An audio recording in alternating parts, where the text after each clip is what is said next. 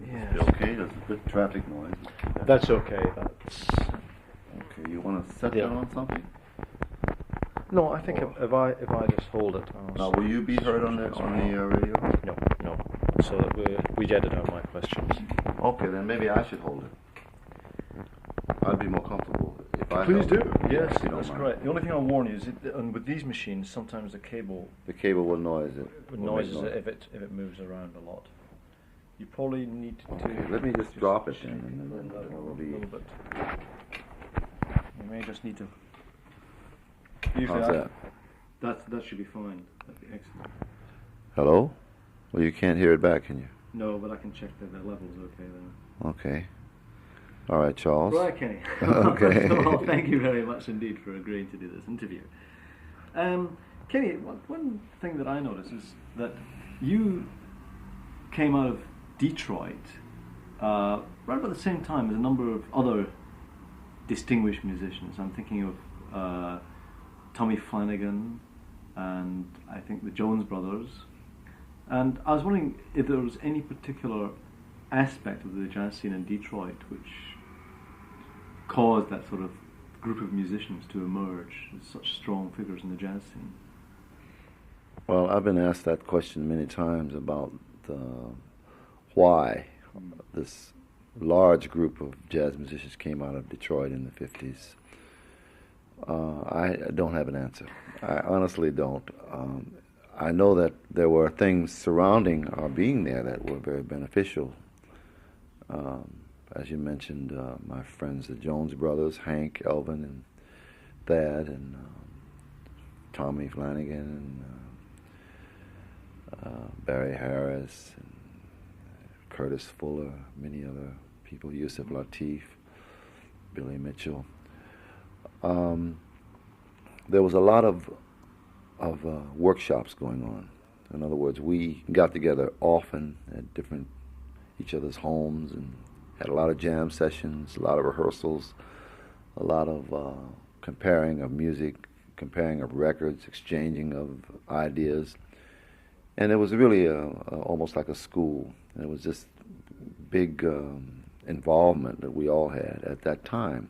Now, why, I don't know. It just we all got together, and we really were, as a group, intent on being better and better, and using New York as our mark to reach for.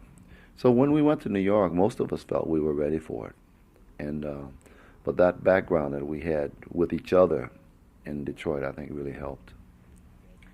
Am I right in thinking that your first choice was not in fact guitar as an instrument? Right, I've said that before, that because when I seriously got interested in playing jazz or playing an instrument, for a couple of reasons, I decided that the saxophone would be the one that would turn me on, as you might say. Because this is in the early 40s, and at that time, Lester Young was very popular, Coleman Hawkins was very popular, a few other saxophones like Shoeberry, and also the other reason is my older brother Billy was already a guitarist, and actually that's no big deal. I could play a few tunes on it anyway. I could just pick it up and play a few little things. I wanted something, I guess, more challenging, and this was around age 12. That's my attitude at the time. But unfortunately, this was during World War II, and metal was very expensive. The electronics hadn't really come into the guitar world, and the guitars were fairly cheap still, because they're just plain wood and a few frets, So I had to settle for a guitar, because we didn't have the money for a saxophone in my family. But then I did that. But also about the same time, Charlie Christian started playing the electric guitar and making it sound very much like a saxophone or a trumpet or a frontline instrument with the single lines. And so I felt then the guitar is not so bad. Mm. And so I stuck with it, and he really turned me on, as he did many other people. But also I heard a couple of my influences. Oscar Moore was one who, in my estimation, is very underrated in terms of his importance as far as beautiful harmonies and chords. So he supplied for me the other aspect of the guitar, the piano choral aspect, which, as we know, he did so well behind Nat Cole. And those two giants, I think, were my initial influences, except that I must mention that the blues was always from when I was able to walk, because of the area that I grew up in, was certainly a major influence on my my music, and still is. But those two gentlemen, I think, were the initial people that I said, "Oh, that's really great to do that on the guitar." Can I ask you what kind of blues music you would be hearing, when you're growing up? Wouldn't be rural blues, would it? No, because that's in Detroit. But yeah. Certainly, you have blues like Lightning Hopkins and Muddy Waters, that kind of T-Bone Walker, that kind of thing, would come to Detroit. Musicians would be there playing. And then in my family, there would be records and the radio, etc. It was just a part of life, and as well as religious music, gospel music, So all of that played a part in terms of my development. I'd like to ask you a question about one of your albums, which really, I suppose, came almost in mid-career, and that's the Guitar Forms album, which you did with Gil Evans orchestrations. Yeah, that was, the Guitar Forms was, I believe, 1964. Yes. Yes. Because it always struck me that album seemed to set the guitar and jazz, in a fresh context. Well, thank you. I thought, and I know I'm not alone in thinking that. I appreciate that comment. I wondered if that was really your intention, because I can't think of any example of guitar being used in so many different ways, orchestrally. Well, that was the idea of for the album, to show the guitar in different roles that it can play. And in talking to Creed Taylor, the producer of the album, over a course of a couple of years, I had expressed to him my likes and desires about playing the guitar. And then he had used me on various record dates with various people. And I think he saw that I could do various things with it. And I guess that's the reason why the idea was born, that he would utilize me with some great arranger, if we could get one, to show all these different aspects of guitar playing, acoustically, electric, etc. And so naturally I chose one of the best I could get, as Gil Evans. And it was really a joy working on that album with Gil. And it was a challenge for me too, because as you know, a lot of areas were covered on the album. But I enjoyed the challenge. And my main concern was that that it would make it musically. I mean, that it would end up being a musical album, really sounding good.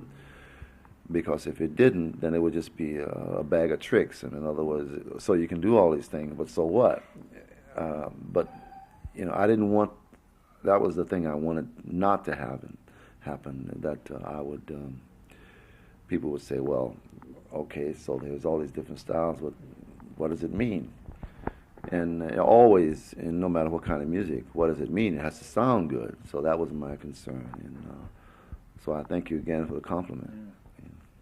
And another aspect of you is your interest in Duke Ellington. Right. For a lot of reasons, I'm very interested in Duke Ellington, and I have been for many years.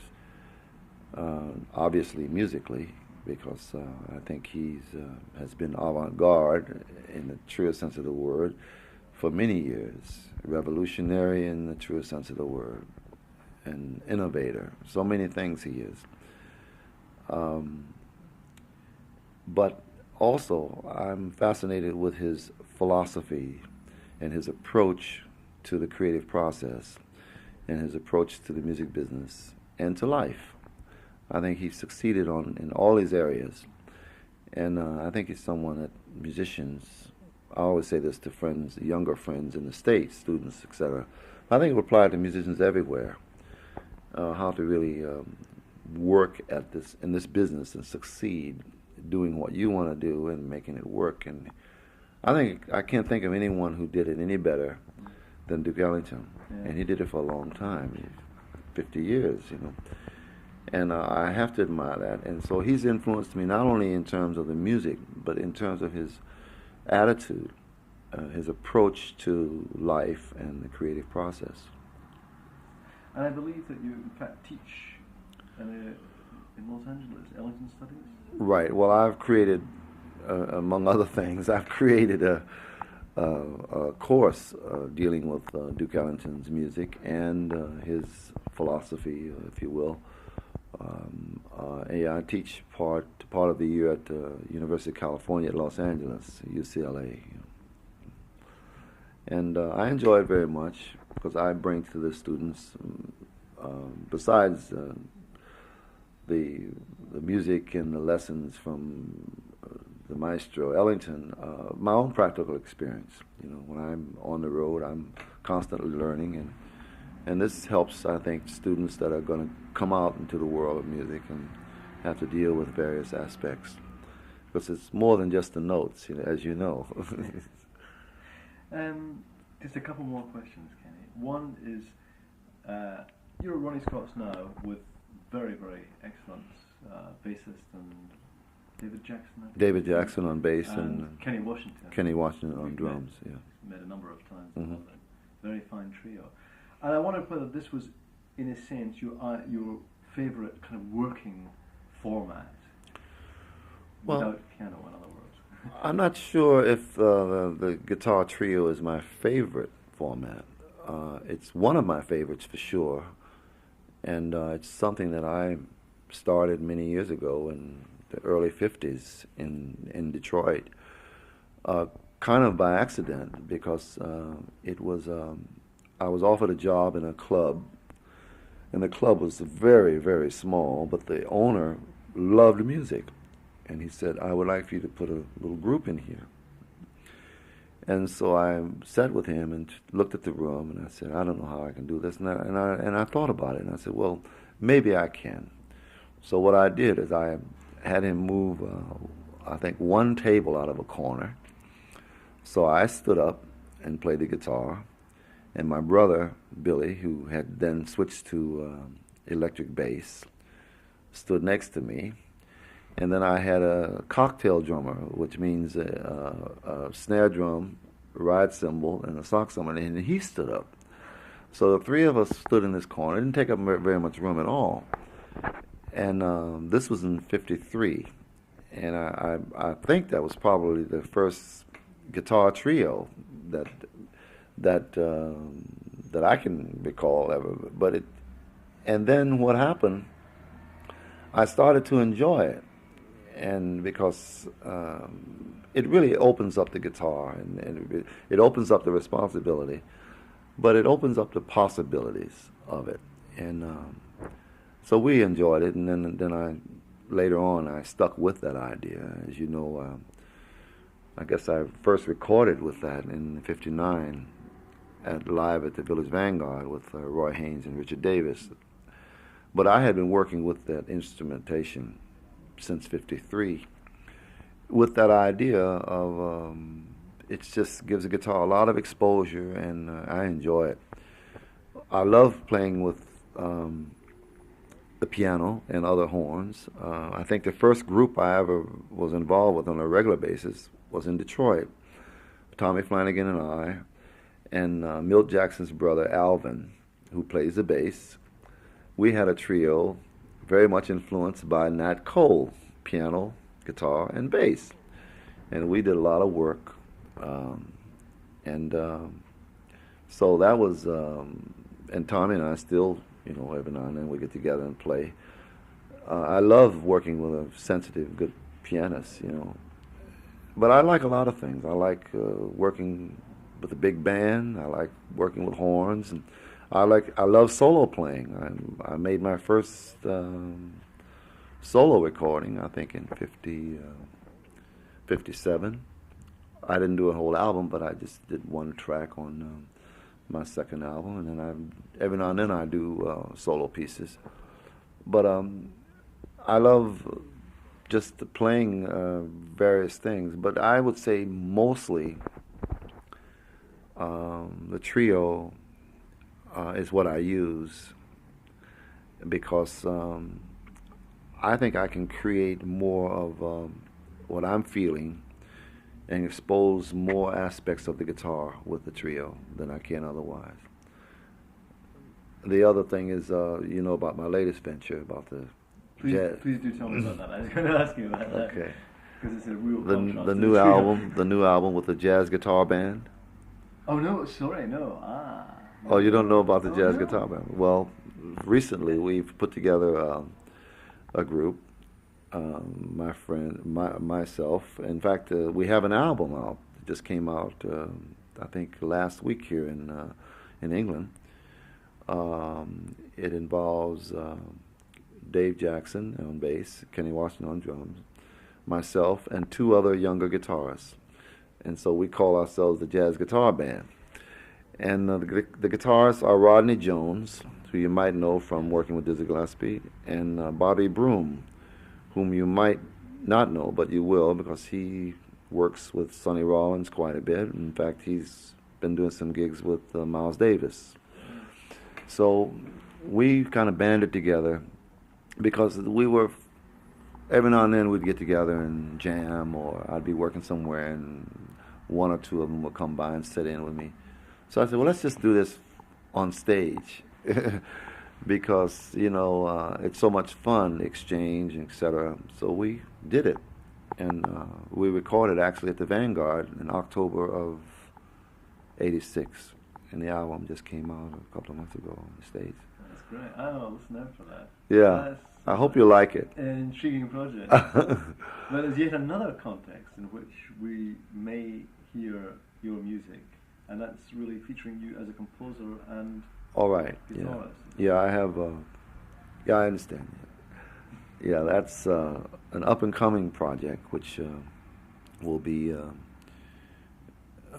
actually the public performance will be next year. I'm working on a piece for choral group and guitar, which I hope that will succeed as a composition and as well as something for the guitarist to play, you know. Yeah. That sounds an exciting and different project. Well, we'll see how exciting it is. I hope You it's know. very well indeed. Uh-huh. Kenny, thank you very much indeed. Okay. That's great. Okay. That's great. Thank you. Charles, I want you to turn on.